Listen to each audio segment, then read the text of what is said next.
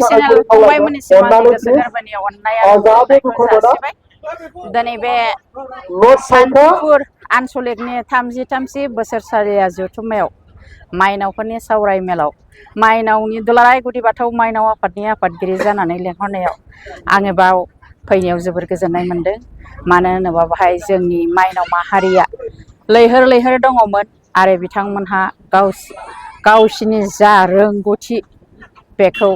दिनै गावसिनि बाथौ थानसालिनि आर'ज मेथाइजों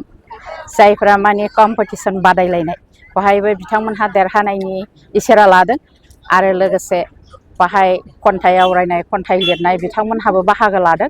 बिथांमोनहाबो गाव गाबागाव रोंगौथिजों गाव गाबागाव बाहागोखौ मोननो हादों आरो बाव माइनावफोरनि सायाव आंखो फंनैसो बुंनो होलायनाय आङो बाहाय जोंनि दुलाराय गुदि बाथौ माइनाव आफादा धोरोम आफादाव माबायदि थानांगौ जों धोरोमखौ बिमा माहारि हिसाबै माबायदि फुजिनांगौ बिनि सोमोन्दै आं माइनाव बिथांमोननो फंनैसो आंनि बिबुंथिखौ होबाय आरो आं बाहाय गोबाङैनो माइनाव मानसिखौ नुनानै गोरबोजों जोबोद गोजोननाय मोनदों। जाहाथे जोंनि दुलाराय गुदि बाथौ आफादा गोसारथों गोजौआव थांबाय थाथों जेब्लाबो बेबायदियैनो दावखोलांबाय थाथों आंनि आसा आरो मिजिंजों दिनैनि बे बुंनायखौ नोंथांमोन लाइमोनफोरखौ मा बुंनो सानो नोंथां?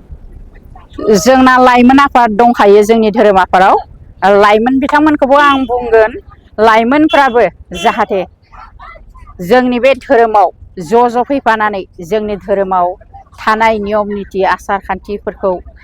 बिफाव लाफानानै जाहाथे गोजौआव थाङो आरो गाव गावनि मान धोरोम हिसाबै खुलुमनाय सिबिनायखौ बावलांनांगोन आरो लाइमोनमोनहानो उनथाराव जोंनि धोरोमखौ गोजौसिनाव बोखोलांगोन होननानै आं आसा थिबाय आरो आंनिफ्राय खावलायनाय थाबाय।